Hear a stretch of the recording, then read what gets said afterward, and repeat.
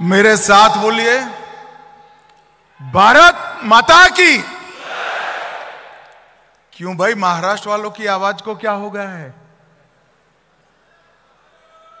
महाराष्ट्र में भाजपा के नेतृत्व में युति की सरकार बनानी है या नहीं बनानी है? अरे जोर से बोलिए, बनानी है या नहीं बनानी है? फिर से एक बार विजय अभियान चलाना है या नहीं चलाना है?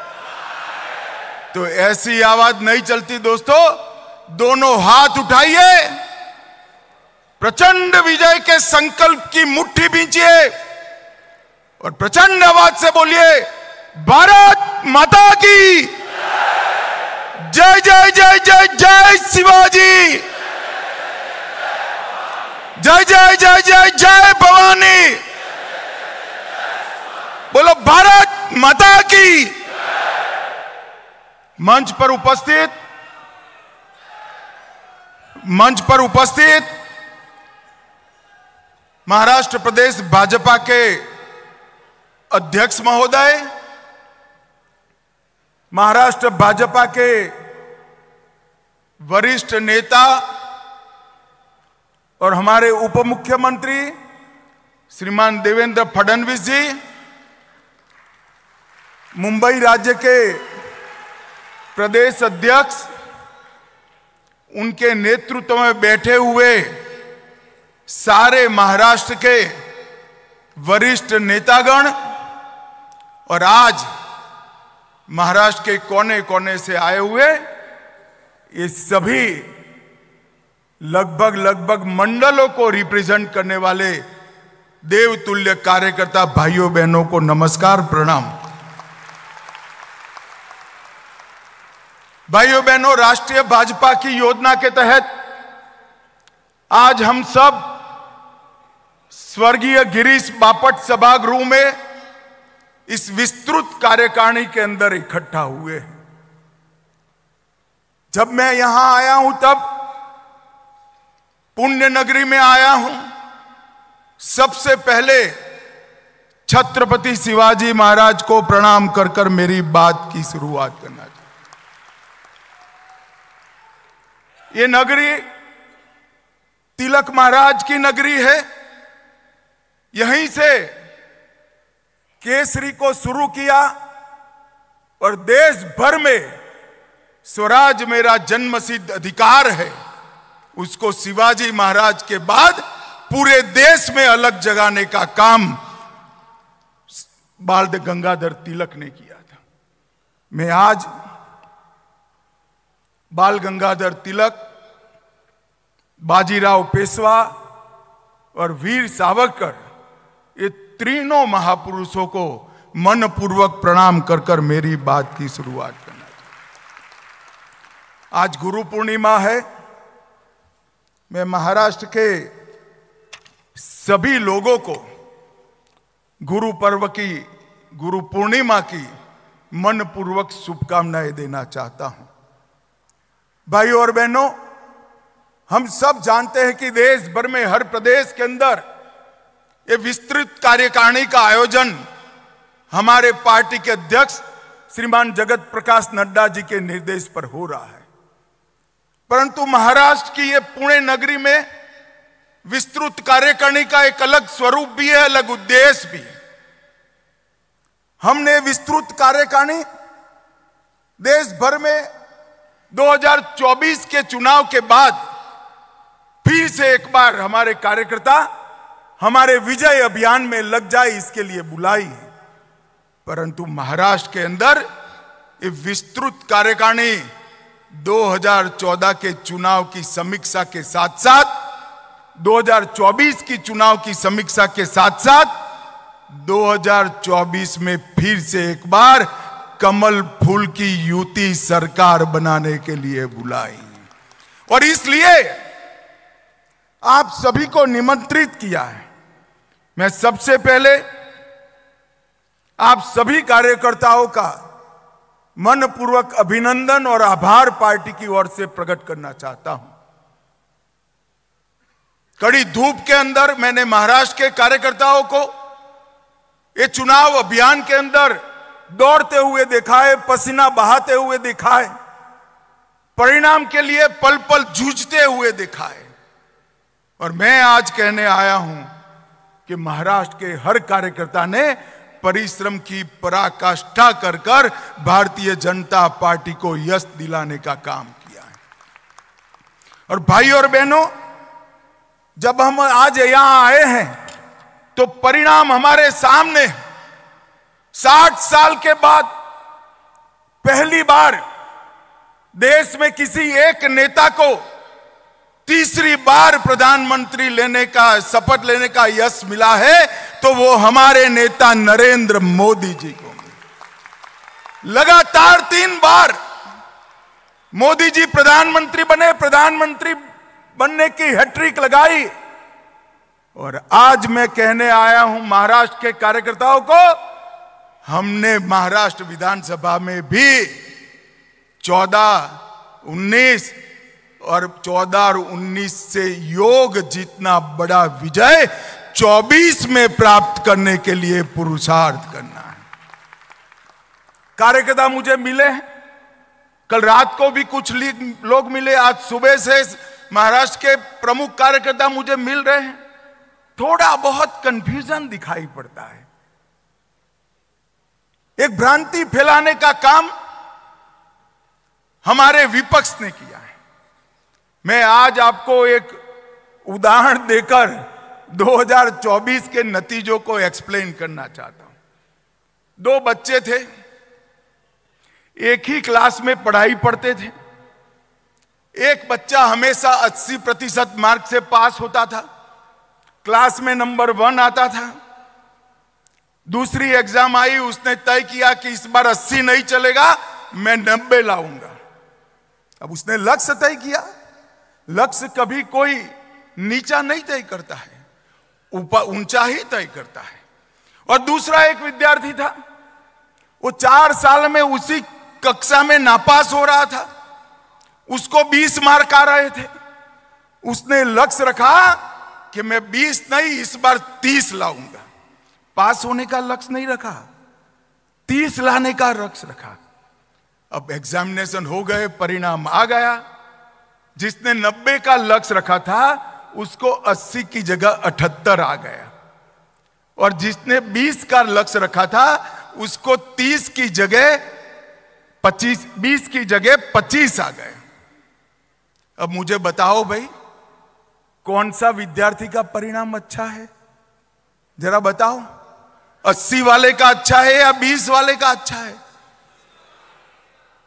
एक बात मुझे सभी कार्यकर्ता बताएं, जो विजयी होता है उसकी सरकार बनती है। भारत में सरकार किसकी बनी है? जरा जोर से बोलो, किसकी बनी है? विपक्ष में कौन बैठा है? तो विजयी कौन बना है? मैंने तो पहली बार ऐसा देखा है कि 30 मार्क का लक्ष्य लेकर 25 प्राप्त करने वाला बच्चा अहंकार में आ गया, और 90 का लक्ष्य रखकर 78 वाला पसोपस में पड़ गया।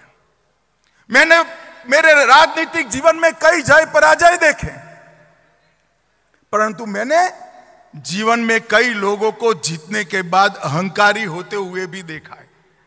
जीतने के बाद अहंकार आना, इसका आपको सैकड़ों उदाहरण दुनिया भर की राजनीति में मिलेगा, मगर एक अनूठा उदाहरण राहुल गांधी दुनिया को दे रहे। वो हारने के बाद अहंकारी हो गए। भाइयों और बहनों, मैं आज आपको बताने आया हूं, भारतीय जनता पार्टी को 240 सीटें मिली, एनडीए को 300 सीटें मिली, और पूरे इंडी अलायंस को इकट्ठा होकर 240 सीटें नहीं मिली है। ये हमें याद रखना है। भाई और बहनों, 14, 19 और 24 तीनों चुनाव का अगर योग कर देते हैं कांग्रेस पार्टी की सीट का, तो भी 240 नहीं होता जिसका हमें 24 में मिला है। मैं आज कहने आया हूं कि इस चुनाव के अंदर देश भर की जनता ने नरेंद्र मोदी जी के 10 साल के शासन पर मुहर लगाने का काम किया है और तीसरी बार मोदी जी को बहुमत के साथ शासन करने का अधिकार दिया है। 300 सीट गठबंधन की और 240 सीट भारतीय जनता पार्टी की। कांग्रेस ने 10 साल शासन किया, कभी 240 सीट यूपीए में उनकी नहीं आई थी। मगर हमारा कार्यकर्ता और अच्छे का आशा रखने वाला कार्यकर्ता है, इसलिए थोड़ा मन में कसक रह जाती है। रह गई है ना? अरे जोर से बोलो, रह गई या नहीं रह गई है? पक्का रह गई है? तो कसक रह गई है तो सर पकड़कर नहीं बैठते हैं, नए लक्ष्य तय करते हैं। और लड़ाई कहां दूर है, 24 में ही होने वाला है। सारी कसक महाराष्ट्र विधानसभा में पूरी कर फिर से भगवा लहराने का काम करें। मैं आज कहने आया हूं कार्यकर्ता को, हम 2 सीट प्राप्त कर एक बार हुई थी, राजीव गांधी ने हमें तंज कसा था, हम 2 हमारे 2। आज 15 साल तक वो विपक्ष में बैठे हैं और 15 साल तक अब निश्चित हो गया है कि देश का शासन भारतीय जनता पार्टी करेगी। ये विजय कोई छोटा विजय नहीं है। 10 साल के काम के बाद जीरो एंटी इनकम्बेंसी के साथ तीसरी बार हमारा गठबंधन पूर्ण बहुमत लेकर निकला है। कार्यकर्ता को हताश होने की जरूरत नहीं है। आज मैं आपको कहकर जाता हूं, महाराष्ट्र चुनाव का परिणाम सुनिश्चित है। मेरी बात मानकर घर पे जाना, इधर उधर बातों में मत आना। महाराष्ट्र में अब तक का सबसे बड़ा विजय इस चुनाव में मैं दीवार पर लिखा हुआ पढ़ पाता हूं। प्रचंड बहुमत के साथ युति की सरकार बनी और युति की सरकार भारतीय जनता पार्टी के नेतृत्व में बनेगी। आप मेरे शब्द को ढंग से समझ कर रखिए। भारतीय जनता पार्टी के नेतृत्व में युति की सरकार अगले चुनाव में बनने जा रही है और इसके लिए आज हमने संकल्प लेना पड़ा। हम किस पार्टी के कार्यकर्ता हैं? हम सत्ता प्राप्त करने के लक्ष्य के लिए निकले हुए लोग नहीं। हम विचारधारा को लेकर राजनीति के मैदान में आए। हमारी पार्टी की स्थापना का कारण ही विचारधारा था। ये 10 साल में विचारधारा के क्षेत्र में हमने क्या प्राप्त किया? भारत में कोई नहीं मानता था कि भाजपा वाले कोरा नारा लगा रहे हैं, एक देश में 2 विधान 2 प्रधान 2 निशान नहीं चलेंगे, धारा 370 नहीं हटेगी। कई लोग चले गए, कई लोग चले जाएंगे, ऐसा मानते थे। 10 साल में मोदी जी ने धारा 370 को समाप्त कर दिया और कश्मीर को हमेशा के लिए भारत के अंदर लिया। सालों तक हमने राम जन्मभूमि के लिए संघर्ष किया, सालों तक संघर्ष किया। कोई नहीं मानता था कि राम जन्मभूमि पर भव्य मंदिर बन जाएगा, राम लल्ला अपने भव्य मंदिर में विराजमान होंगे। यही 10 साल में केस भी जीता, भूमि पूजन भी किया और धड़ल्ले के साथ राम लल्ला को प्राण प्रतिष्ठा कर अपने मंदिर में। मैं पुणे में आया हूं, मैं पुणे में आया हूं जब काशी विश्वनाथ का मंदिर औरंगजेब ने तोड़ा। जीजाऊ ने शिवाजी महाराज को कहा था कि हमारा मंदिर टूट गया काशी विश्वनाथ का। तब से कसक लेकर बैठे थे। और मित्रों, तोड़ा हुआ काशी विश्वनाथ का दरबार, उसका कॉरिडोर नरेंद्र मोदी के शासन में फिर से सम्मान के साथ आज बढ़। हम जब से राजनीति में आए तब कहते थे इस देश में यूसीसी होना चाहिए, समान नागरिक संहिता होनी चाहिए। कोई नहीं मानता था इस देश में समान नागरिक संहिता होगी। नरेंद्र मोदी जी के भाजपा के 10 साल के शासन में हमने उत्तराखंड में यूसीसी कर लिया है और पूरा देश आज यूसीसी की राह देख रहा है। देश के अंदर आतंकवाद 85 के साल से नासूर की तरह आतंकवाद और नक्सलवाद हमें परेशान करता था। आए दिन बम धमाके करके ये पाकिस्तान के लोग भाग जाते थे, कोई रोकने वाला नहीं था, किसी में हिम्मत नहीं थी। वोट बैंक की राजनीति के कारण देश की भूमि लहूलुहान होती थी। नरेंद्र मोदी जी ने सर्जिकल स्ट्राइक और एयर स्ट्राइक कर कर आज आतंकवाद को देश से हमेशा के लिए समाप्त करने का काम किया है। मित्रों, ये सारे लोग मीडिया के कुछ मीडिया हाउस भी हमें गुमराह करने का प्रयास कर रहे हैं। मैं आज ओडिशा राष्ट्रीय कार्यकारिणी में मैं पार्टी का अध्यक्ष था। मैंने कहा था 2014 का विजय 5 साल के लिए नहीं है, आने वाले 30 साल के लिए भारतीय जनता पार्टी का शासन इस देश पर रहने वाला है। और आज मैं महाराष्ट्र में बाजीराव पेशवा और शिवाजी महाराज और बाल गंगाधर तिलक की नगरी में कहकर जाता हूं, अभी 10 ही साल समाप्त हुआ है, 30 साल के लिए भारतीय जनता पार्टी का इस देश पर शासन करना। हमने हमारे आत्मविश्वास को जागरूक करने की जरूरत है, हमारे पुरुषार्थ को बल देने की जरूरत है और हमारे आपसी मतभेदों को समाप्त करने की जरूरत है। महान भारत की रचना केवल और केवल भारतीय जनता पार्टी कर सकती है। महान भारत की रचना केवल और केवल नरेंद्र मोदी जी ने डाली हुई नींव पर ही हो सकती है, हमारी विचारधारा ही कर सकती। इस आत्मविश्वास के साथ हमने आगे बढ़ना है। दीनदयाल उपाध्याय जी ने हमें अंत्योदय का स्वप्न दिया था।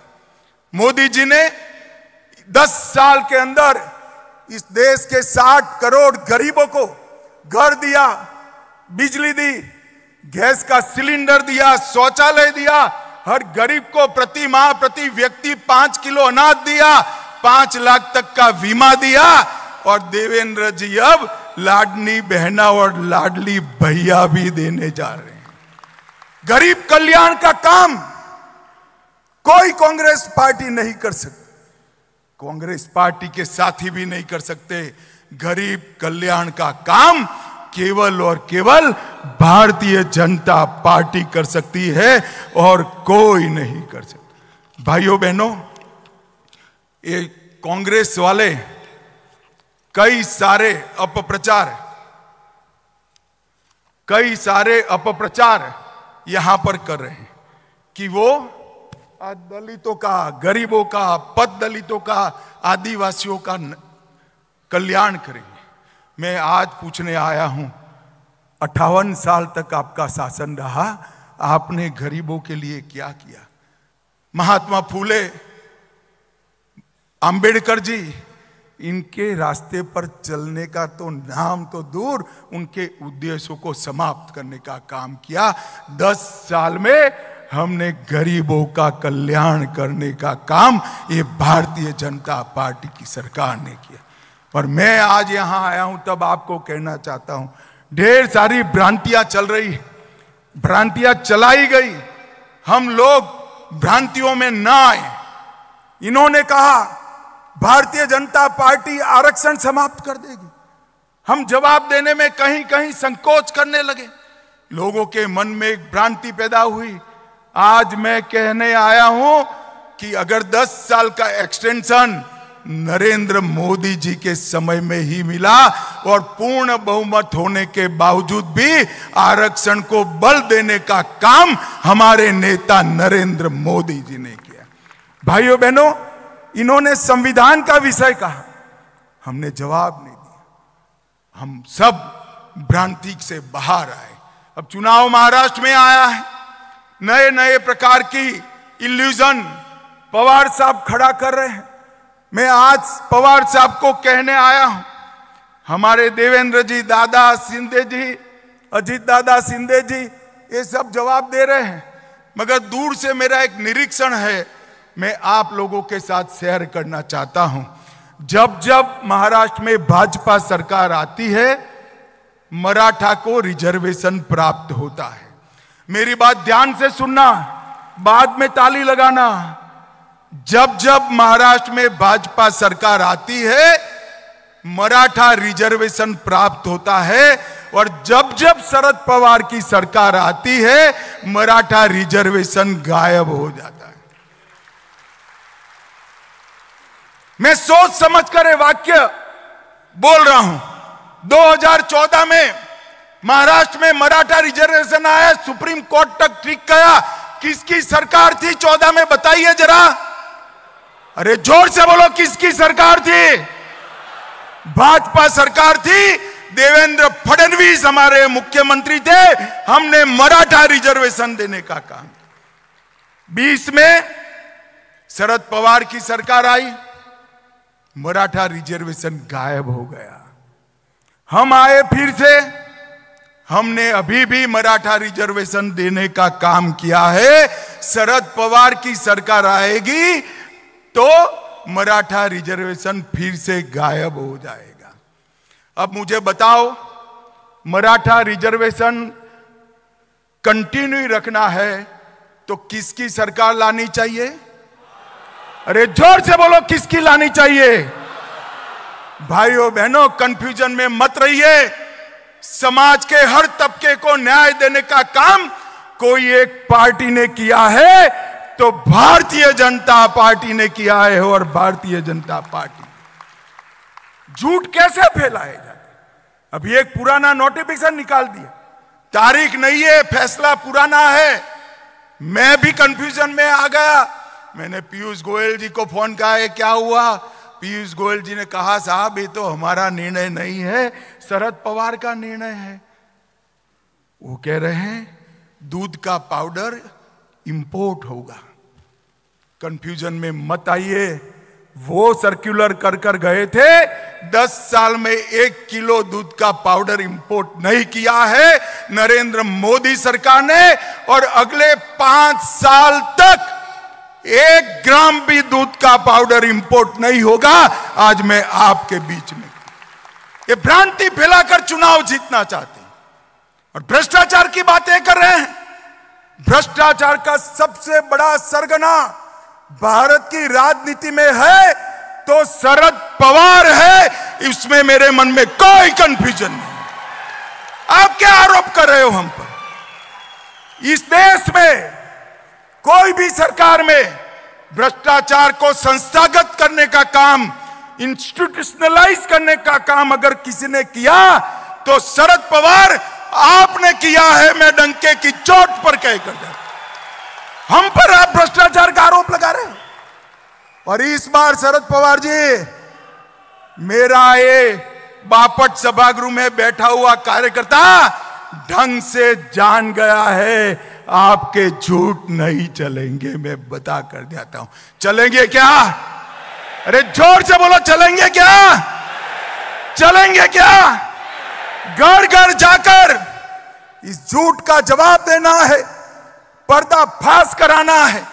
ये झूठ भी बोलेंगे, भ्रांति भी फैलाएंगे, अपने यहां विखवाद खड़ा करने का प्रयास भी करेंगे। मैं सभी कार्यकर्ताओं को आज कहना चाहता हूं, अपने आप को इस चुनाव तक साइड पर कर दीजिए। अपनी जगह कमल के हित को केंद्र में ला दीजिए। एक एक कार्यकर्ता कमल को समर्पित हो। एक एक कार्यकर्ता कमल को जिताने के लिए परिश्रम की पराकाष्ठा करे और एक एक कार्यकर्ता अपने साथी को जिताने के लिए भाजपा से भी ज्यादा परिश्रम करे। मुझे बताओ भाइयों बहनों, एनडीए को जिताना है या नहीं जिताना है? ऐसे नहीं चलेगा भाई। मैं बनिए का बेटा हूं, गारंटी के बगैर वापस नहीं जाऊंगा। मुझे जरा जोर से बताइए, युति को जिताने के लिए जोर लगाएंगे? भाजपा का हर प्रत्याशी हमसे बढ़कर हम परिश्रम करेंगे। भाइयों बहनों, ये चुनाव जो है, ये चुनाव का परिणाम उनकी भ्रांतियों का जवाब। एक बार महाराष्ट्र, हरियाणा और झारखंड हम जीत लेते, ये राहुल गांधी का अहंकार चूर चूर हो जाएगा। पूरे देश में जोम भरने की जिम्मेदारी मेरे महाराष्ट्र भाजपा के कार्यकर्ताओं में। आप मुझे बताओ भाई, पूरे देश को फिर से एक बार 14 से ज्यादा जोश में लाना है या नहीं लाना है? अरे जोर से बोलो, लाना है नहीं लाना है? इसका एकमात्र रास्ता है इतिहास में अब तक का सबसे बड़ा विजय। महाराष्ट्र में पूरे देश के कार्यकर्ताओं को जोश दिलाने का काम करेगा। इसकी जिम्मेदारी भाइयों बहनों आपकी। भाइयों बहनों, ये जो बात करते हैं महाराष्ट्र के विकास की, जवाब लेते हैं। मैं आज शरद पवार को पूछने आया हूं, पवार साहब 10 साल तक आप महाराष्ट्र में आपकी सरकार थी, केंद्र में भी आपकी सरकार थी, 10 साल तक आपने महाराष्ट्र को क्या दिया? जरा हिसाब लेकर आइए, 10 साल में क्या दिया? झूठे वादों के अलावे आपने कुछ नहीं दिया। भाई और बहनों, यूपीए के 10 साल में महाराष्ट्र को केंद्र से 1,91,000 करोड़ मिला था, सिर्फ 1,91,000। कितना मिला था? जरा जोर से बोलो तो, और जोर से बोलो, घर घर जाकर बताना है कितना मिला था। 1 मिनट, कितना मिला था? फिर से बोलो। नरेंद्र मोदी जी ने 10 साल में 14 से 24 में 10,05,000 करोड़ रुपया महाराष्ट्र को देने। और पवार साहब, अगर हिसाब पे भरोसा नहीं है तो पुणे का कोई चौराहा तय कर दो, हमारा मुरली माहौल हिसाब लेकर खड़ा हो जाएगा, पाई पाई का हिसाब। मैं आज भाइयों बहनों 10 लाख करोड़ का हिसाब लेकर आया हूं, 10 लाख करोड़ का।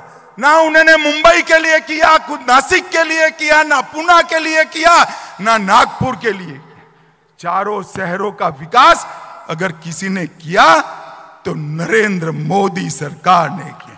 हमने रोडवेज के लिए 75,000 करोड़ दिया, रेलवे के लिए 2,10,000 करोड़ दिया। ये रेलवे मंत्री यहां बैठे, जोर से ताली बजाओ, जरा जोर से ताली बजाओ। और 1,00,000 करोड़ का मुंबई अहमदाबाद बुलेट ट्रेन मैंने 10 लाख करोड़ में नहीं गिना है। और 4,04,000 करोड़ एयरपोर्ट के विकास के लिए दिया। 6 लेन का अटल बिहारी वाजपेयी सेवारी नया सेवा अटल सेतु का उद्घाटन हुआ। 11,000 करोड़ का पालखी मार्ग बना। रेलवे के 5800 किलोमीटर के 34 नए प्रोजेक्ट आए।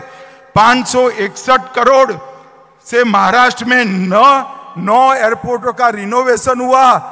मत्स्य पालन के लिए, सिर्फ मत्स्य पालन के लिए 2600 करोड़ रुपया और 1,80,000 मछुआरों के लिए बड़े बड़े मत्स्य केंद्र बनाने का काम नरेंद्र मोदी सरकार ने।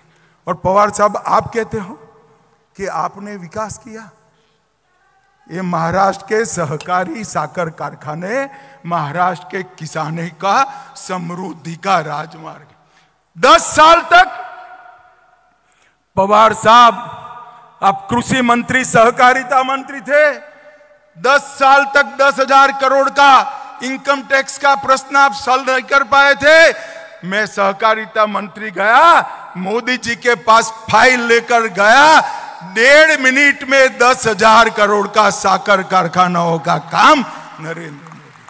आप जो 10 साल तक नहीं कर पाए, वो मोदी जी ने 1.5 साल में किया। महाराष्ट्र सरकार ने भी नया बजट पारित किया। मोदी जी ने नारी शक्ति वंदन अधिनियम से बहनों को विधानसभा और लोकसभा में 33% आरक्षण दिया। और देवेंद्र फडणवीस ने माझी लाड़की बहन कर हर बहन को 1,500 रुपया हर महीने भेजने की शुरुआत। अब पवार साहब कहते हैं इसमें नया क्या है। मैं भी मानता हूं इसमें नया क्या है, तो आपने क्यों नहीं किया भला बताइए। आपने करना चाहिए था ना। अब चिंता मत करो पवार साहब, महाराष्ट्र की जनता आपको करने का मौका भी नहीं देने वाली है। फिर से भारतीय जनता पार्टी की सरकार आनी और ये खटाखट खटाखट खटाखट याद आता है ना? आता है या नहीं आता है? मैं आज राहुल बाबा को कहने आया हूं, देश की जनता ने तो खटाखट खटाखट फटाफट फटाफट पर भरोसा नहीं किया, मगर आपके पास राज्य सरकारें हैं, कर्नाटक में है, हिमाचल में है, तेलंगाना में है, 3 तो बची ही है।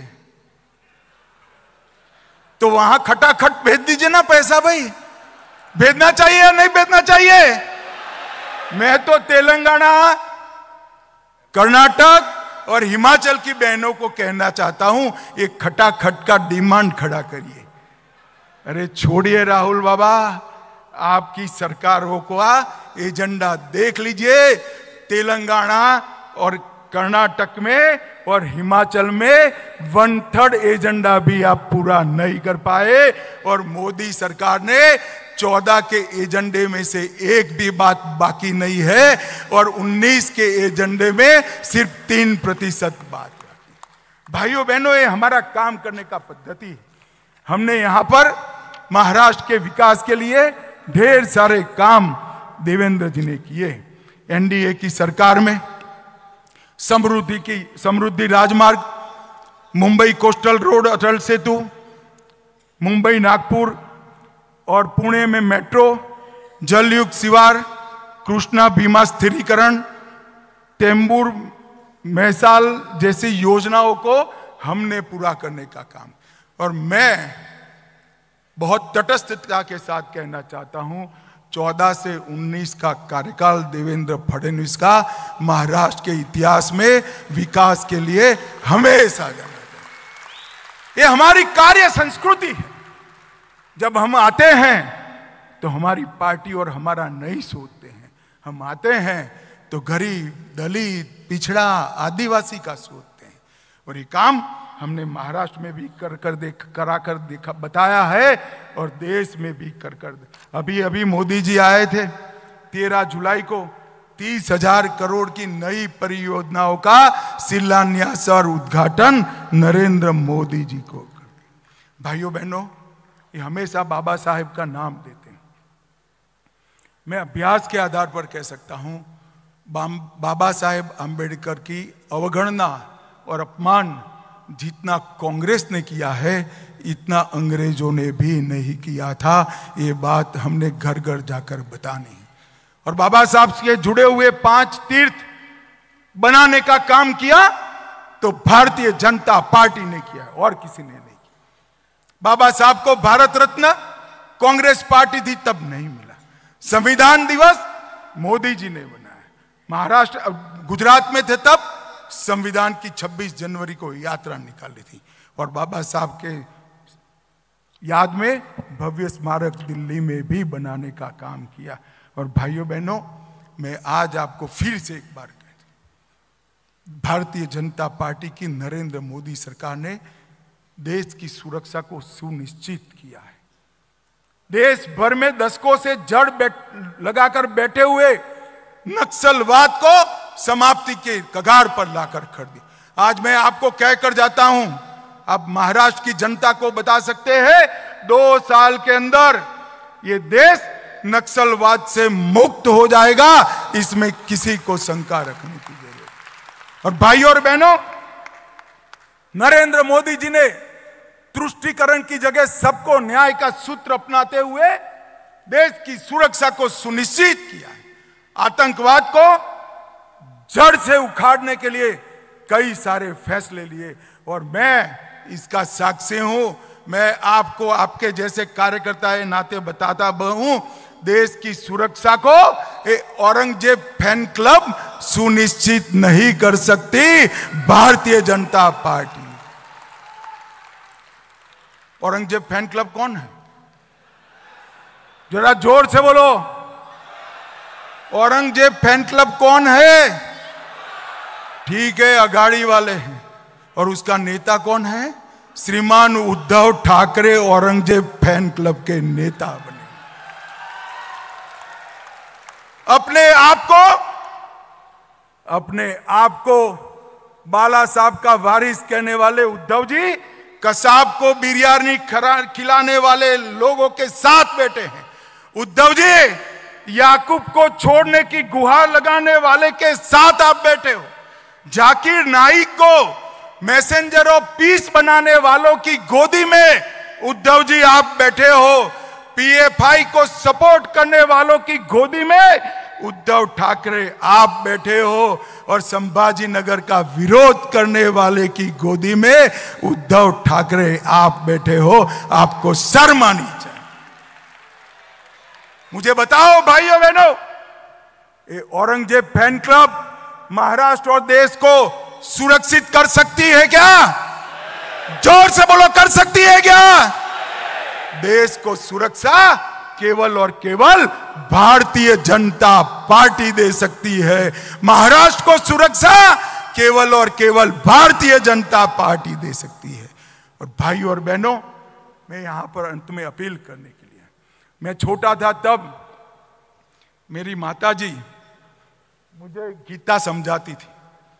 गीता में उन्होंने कहा कि दोनों ओर सेनाएं लगी थी और श्री कृष्ण ने इस श्लोकों का चखीरा के माध्यम से अर्जुन के विषाद को समाप्त करने का प्रयास किया। बाल सहज कुतूहल से मैंने मेरी माँ को पूछा कि दोनों ओर सेनाएं लगी है, नगाड़े बज रहे हैं, तुतारी बज रही है, दंदूभी बज रहे हैं, हाथी खड़े हैं, घोड़े खड़े हैं, और इसमें इतना बड़ा उपदेश कैसे दिया होगा? तो मेरी माँ ने मुझे बताया था कि पूरी गीता श्री कृष्ण ने नहीं पढ़ी होगी। शायद श्री कृष्ण ने इतना कहा होगा, अर्जुन स्मृति को तेज करो, जीवन भर मैंने जो उपदेश दिया है उसको आत्मसात करो और धनुष बाण चढ़ाओ और कौरवों का संहार करो। आज मैं यहां आया हूं तब मेरे सामने रामबाबू जैसे वरिष्ठ कार्यकर्ता भी बैठे हैं, वरिष्ठ नेता भी बैठे, जो चुनाव लड़े हैं, लड़ाए हैं। मुझे चुनाव के गुर आपको नहीं सिखाने हैं। मैं एक ही बात करना चाहता हूं, पूरा जीवन हमारे पुरखों ने, हमारे वडीलों ने जो हमें सिखाया है वो याद करें। राष्ट्र प्रथम, मुझसे पहले मेरी पार्टी और मेरी पार्टी से पहले मेरा देश, इस सूत्र को हम आत्मसात करें, एकत्र आए, एकजुट हो, परिश्रम की पराकाष्ठा करें और सबसे प्रचंड बहुमत के साथ भारतीय जनता पार्टी के नेतृत्व में एनडीए की सरकार बनाए। मुझे बताओ भाइयों बहनों, प्रदेश भर में गांव गांव, घर घर, नगर नगर, महानगर तक जाकर ये बात पहुंचाएंगे क्या? अरे जोर से बोलो, पहुंचाएंगे? कमल को जिताएंगे, साथियों को जिताएंगे, महाराष्ट्र को सुरक्षित करेंगे, देश को सुरक्षित करेंगे। फिर से एक बार महाराष्ट्र में भाजपा सरकार बनाएंगे तो मेरे साथ दोनों हाथ उठाइए और प्रचंड आवाज से मुट्ठी भींच कर बोलिए, भारत माता की।